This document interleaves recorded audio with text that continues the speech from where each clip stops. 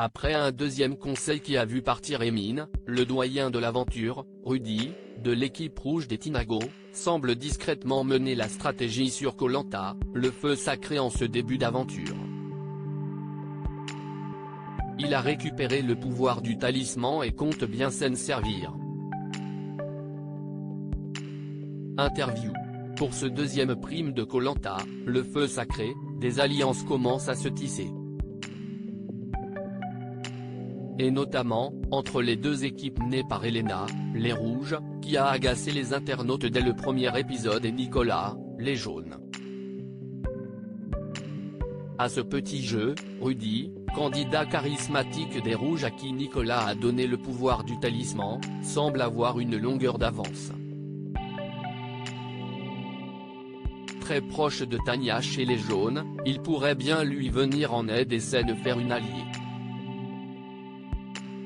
Il revient pour Télé Loisirs sur ses deux premiers épisodes et les forces en présence. Nicolas a compris que ce n'était pas le meilleur des choix.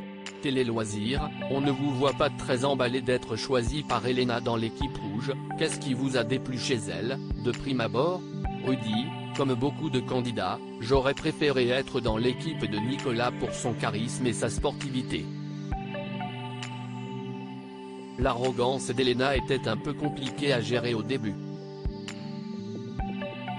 On ne se connaissait pas encore et le premier jugement que je me suis fait d'elle qu'elle était hautaine. Mais ce n'était pas si grave, je peux composer avec son comportement arrogant. Ce qui est important et intéressant chez elle, c'est sa force physique. Elle était dans les premières à la sortie du bateau, elle a fini première au parcours du combattant. Et puis j'étais rassuré de me retrouver dans la même équipe qu'Esteban.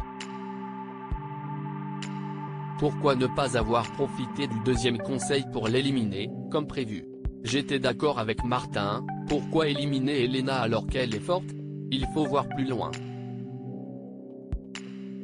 Elle était clairement au-dessus d'Emin, qui est quelqu'un de très gentil mais pour qui c'était compliqué sur les épreuves.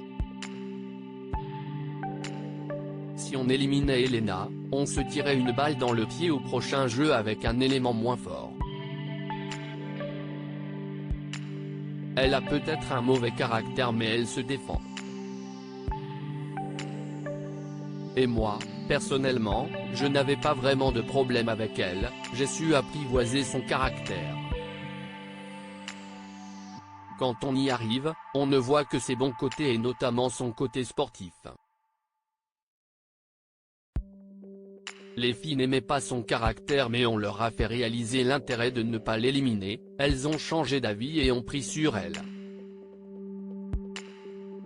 Et Esteban avait raison, tactiquement, si on enlevait un garçon, on obligeait les jaunes à mettre de côté un élément fort pour les épreuves.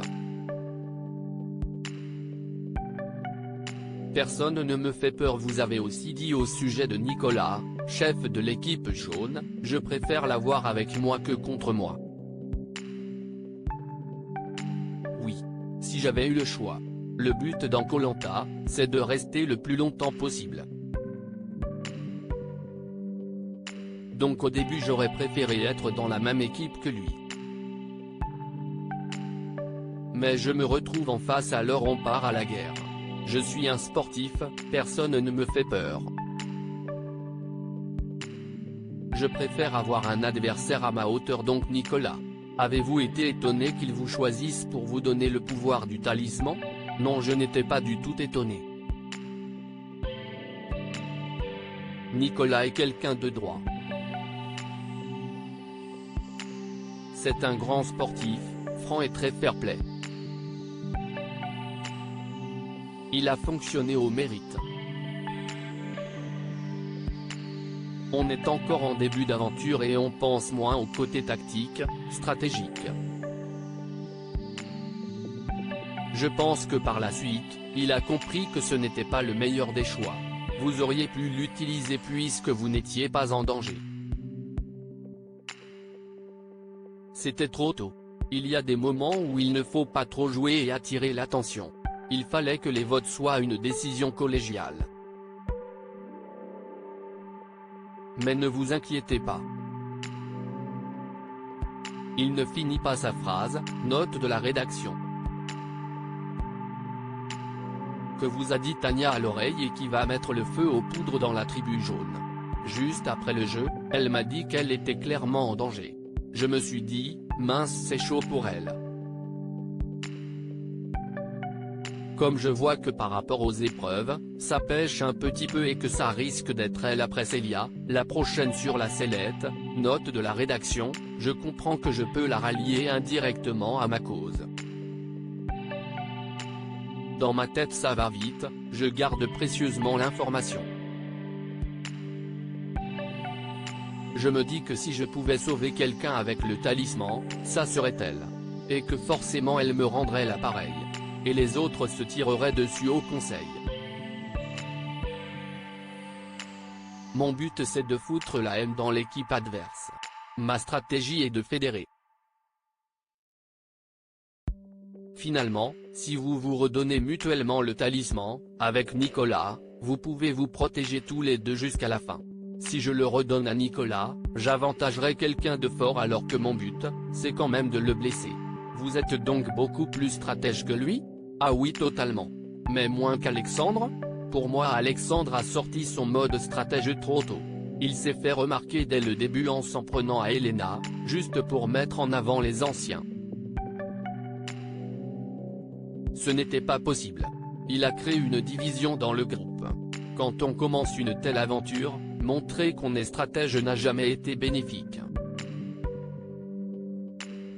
On l'a déjà vu dans tous les autres Koh-Lanta. Certains sont super forts en stratégie du début à la fin et s'en sortent, mais ce n'est pas évident. Quel est le stratège de Koh-Lanta pour vous ? Il y a deux formes de bonne stratégie, opposées, l'une est moins intelligente que l'autre. Claude était très fort, stratège et intelligent.